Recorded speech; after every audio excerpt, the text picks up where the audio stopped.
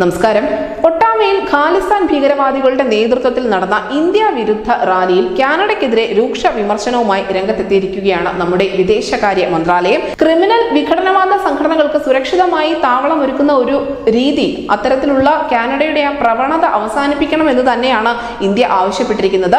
ഈ സംഭവം നടന്ന ഉടനെ തന്നെ കാനഡയുടെ ഡെപ്യൂട്ടി ഹൈക്കമ്മീഷണറെ വിളിച്ചു വരുത്തി ഇന്ത്യ തങ്ങളുടെ പ്രതിഷേധം അറിയിച്ചിട്ടുമുണ്ട്.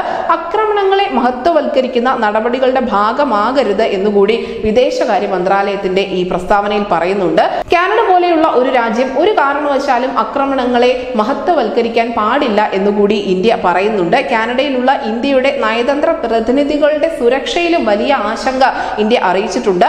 അവരുടെ ഉത്തരവാദിത്തങ്ങൾ പൂർണ്ണതോതിൽ ഭയമില്ലാതെ ചെയ്യാൻ സാധിക്കുന്നുണ്ട് എന്ന് കാനഡയിലെ ഭരണകൂടം ഉറപ്പുവരുത്തേണ്ടതുണ്ട് എന്നുകൂടി ഇന്ത്യ പറയുന്നു. എന്തായാലും കാനഡയിലുള്ള തീവ്രവാദികൾ രാജ്യത്തിന്റെ ഭൂപടം ഉൾപ്പെടെ വികൃതമായി തന്നെ ഉപയോഗിച്ചിട്ടുണ്ട്.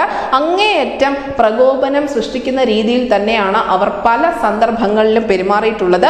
ഇന്ത്യയുടെ ഒരു മുൻ പ്രധാനമന്ത്രിയുടെ കൊലപാതകം ചിത്രീകരിക്കുന്ന ഫ്ലോട്ട് ഉൾപ്പെടെ അവിടെ പ്രദർശിപ്പിച്ചിട്ടുണ്ട്. ഇതിൽ പല തവണ ഞങ്ങൾ ആശങ്ക കാനഡയെ അറിയിച്ചിട്ടുമുണ്ട്. ഭീകരർക്കും ക്രിമിനൽ വിഘടനവാദ സംഘടനകൾക്കും സുരക്ഷിതമായ ഒരു താവളമായി, അല്ലെങ്കിൽ അവർക്ക് രാഷ്ട്രീയത്തിന്റെ പേരിൽ ഒളിച്ചിരിക്കാനുള്ള ഒരു സുരക്ഷിത ഇടമായി കാനഡ ഇപ്പോൾ മാറിയിട്ടുണ്ട് എന്നും ഇത്തരത്തിലുള്ള അവരെ പ്രോത്സാഹിപ്പിക്കുന്ന രീതിയിലുള്ള കാനഡയുടെ നയങ്ങൾ അവസാനിപ്പിക്കണം എന്നുമാണ് ഇന്ത്യ ആവശ്യപ്പെട്ടിരിക്കുന്നത്.